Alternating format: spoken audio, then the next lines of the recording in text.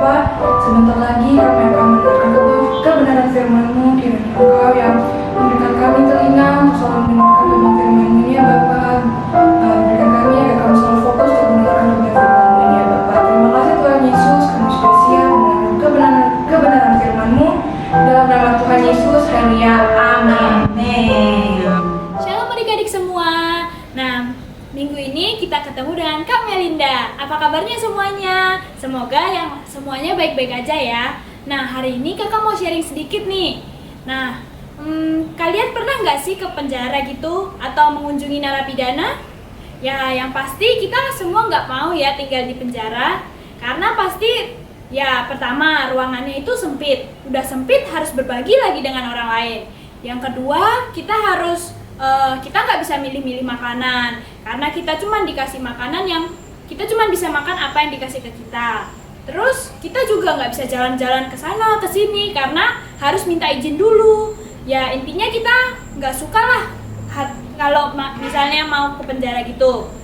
Nah, pada masa pemerintahannya Raja Herodes itu suka sekali menganiaya orang-orang Kristen. Nah, yang mengagetkan lagi, orang-orang Yahudi itu suka dengan perbuatan Raja Herodes yang menganiaya orang Kristen. Misal saja, dulu Raja Herodes pernah menganiaya Yakobus yang merupakan saudara Yohanes menggunakan pedang. Nah, pada waktu itu adalah hari raya roti tidak beragi atau yang sekarang kita kenal dengan Paskah, yaitu hari raya untuk mengingat bahwa Tuhan telah membantu bangsa Israel untuk keluar dari Mesir. Nah, pada waktu itu adalah hari raya di mana kita selama 7 hari harus makan roti yang tidak beragi dan tidak boleh melakukan pekerjaan yang berat. Nah, pada waktu itu Herodes menyuruh bawahannya untuk memenjarakan Petrus. Nah, setelah hari raya roti tidak beragi, Herodes merencanakan bahwa ia akan membawa Petrus ke depan orang banyak. Ya pasti ada maksud jahat di balik perbuatan Herodes ini. Nah, teman-teman Petrus tetap mendoakan Petrus supaya dia bisa cepat keluar dari tangan Raja Herodes. Nah, waktu itu Herodes ada di dalam tangan 4 regu, di mana setiap regu terdiri dari 4 orang. Nah, waktu itu dia tidur di antara 2 penjaga dengan kaki dan tangannya diikat pada 2 rantai.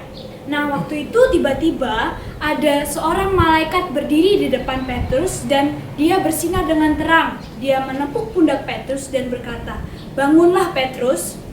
Waktu itu Petrus sempat kaget, tapi ia tetap mengikuti apa yang disuruh oleh malaikat itu.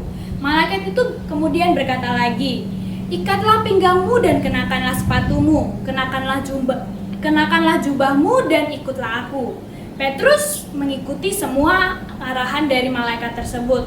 Awalnya ia mengira itu hanya sebuah penglihatan. Namun ketika ia sudah sampai pada pagar di depan kota dan tiba-tiba malaikat itu menghilang, ia sadarlah bahwa Tuhan telah melakukan rencana yang baik dalam hidupnya.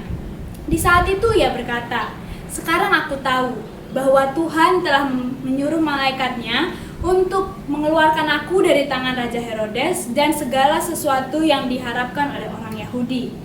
Sangat dahsyat bukan rencana Tuhan dalam hidup kita? Nah, adik-adik, waktu itu Petrus pergi ke rumah Maria. Di sana ada banyak orang dan ia mengetuk pintu rumah Maria. Di sana Rode datang ke pintu itu. Ia melihat ada Petrus. Ia kaget bukan karena Petrus sebelumnya ada di penjara. Kemudian ia balik ke banyak orang itu dan berkata, "Petrus ada di depan pintu." Mereka semua tidak percaya dengan perkataan Rode. Maka mereka semua menghampiri pintu dan membuka. Maka tercenganglah mereka ketika melihat Petrus ada di sana. Petrus mengisyaratkan untuk mereka tetap diam. Nah, di sana ia menceritakan segala kebaikan Tuhan di dalam ketika dia ada di penjara itu. Ia juga berkata, "Beritakanlah kabar ini kepada Yakobus dan saudara-saudara kita." Kemudian ia pergi ke Yudea untuk menuju Kaisarea dan menetap di sana. Nah, kalian mungkin bingung, apa sih yang kakak ini ngomongin? Nah, kalian bisa buka di Kisah Para Rasul 12 ayat 1 sampai 23. Di sana ada semua yang kakak ceritakan. Kakak lanjut ya. Nah, keesokan harinya itu semua prajurit tercengang karena Petrus tiba-tiba kok nggak ada sih? Nah, Herodes juga kaget. Dia marah. Dia menyuruh semua bawahannya untuk mencari Petrus. Tapi Petrus tetap tidak ditemukan. Adik-adik, Petrus berharap kesaksiannya ini bisa membantu kita untuk tetap berserah kepada Tuhan. Kesaksian Petrus ini sangat penting karena pada waktu itu kesaksian Petrus ini sebagai sumber pengharapan kepada murid-murid Yesus supaya tetap berserah kepada Tuhan, tetap percaya bahwa Tuhan itu ada dan Tuhan itu memang sangat dahsyat. Adik-adik, bagaimana? Semoga kita juga bisa berserah kepada Tuhan di tengah pandemi ini ya. Semoga kita bisa cepat kembali ke sekolah, semoga kita bisa kembali bermain seperti semula. Semuanya itu kita berdoa supaya Tuhan memberikan yang terbaik. Nah, ayat hafalan minggu ini adalah dari Roma 12 ayat 12. Di sana disebutkan bahwa bersukacitalah dalam pengharapan, sabarlah dalam kesesakan, dan bertekunlah dalam doa. Nah, kesaksian kakak sampai sini aja. Kita berdoa sama-sama ya. Tuhan Yesus, Bapa kami yang baik, terima kasih atas kesempatan yang indah yang telah Kau berikan sehingga kami masih bisa mendengarkan sedikit sharing firman Tuhan hari ini ya Tuhan.